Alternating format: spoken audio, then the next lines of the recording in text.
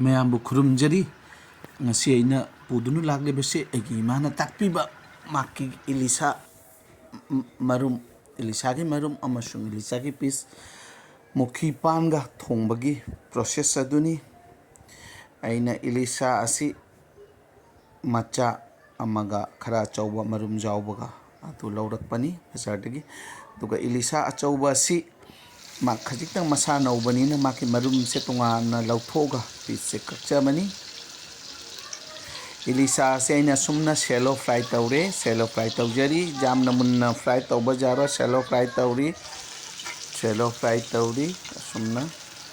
ado hobigi batch asi aina fry tabugi matunga mathanga ngagi marum asi fry tabani unlike atoba ngagi marum fry tabu tamda thau isada kapa khotpa tabugumna ilisha gi marum dadi adugumba oide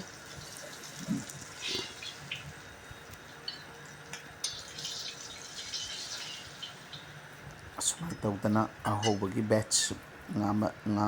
fry tabu lore mathang asida ilisa piece semaga nga marum ilisa marum asida fry tawjari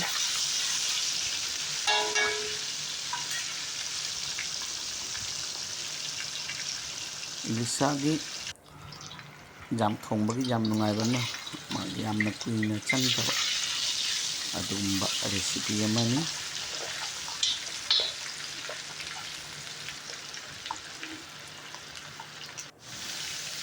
ngasi manamsu yam phajana thoi ilisa se ilisa gi mako makhajai singa du ngominari asida I hojik yamna slight khajitang methi khajitang add tawjagani mana haiba kumna yamna likna methi aduga agi mamangi block ta ilisa thongmadana methi gi mahuta aduga kalijira waina add tawbani asidana methi ni happy pase jamna likna hojik asida maroi makupi hapchalle fry tawrabagi matungda morok atekpa tangkhai khaiba khaidana thamlaba morok atekpa green chili aduga add tawjagani green chili add tawjare hojik asigi matungda ha ai masagi mukhi pan si chilked lakhipudugi chen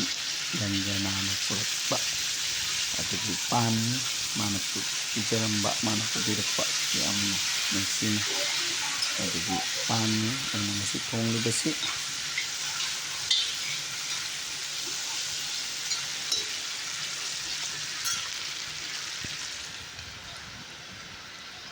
asigana morok asuba machu jira khajitang ahum se isin hapchallaga ai marinate tawraga thamgani mix tawraga thamgani ado honna asida pan asida ina ngauliba ngama ko pan ngauliba sida hapchanjagani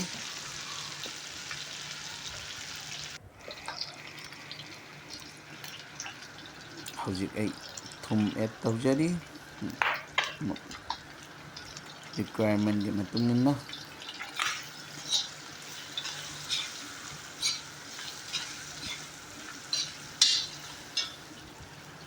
hojik ising mix tawjana thamjare tengor asida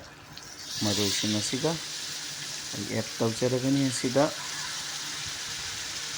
meyamna igi channel asibu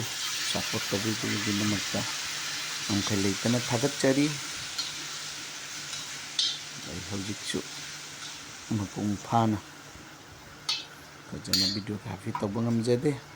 haijade meyamna ngakpigani for my communication as well as the videography gidamakta ising asaba sanduna thamjarba ising asaba add tawjari amasung asagi fry tawriba ilisa gi marum ilisa gi piece sing ado add tawragani hojik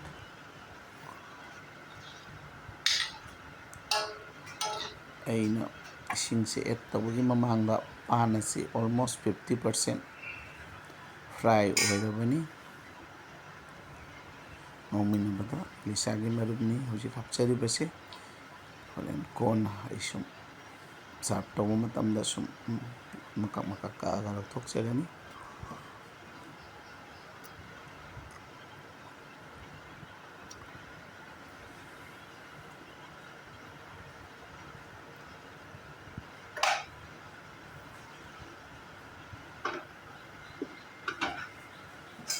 ꯃꯌꯥꯝꯕꯨ ꯍꯟꯅ ꯊꯥꯒꯠꯆꯔꯤ thank you each and every one for viewing my blog. My today's recipe is a very traditional way of cooking. I learned from my mother.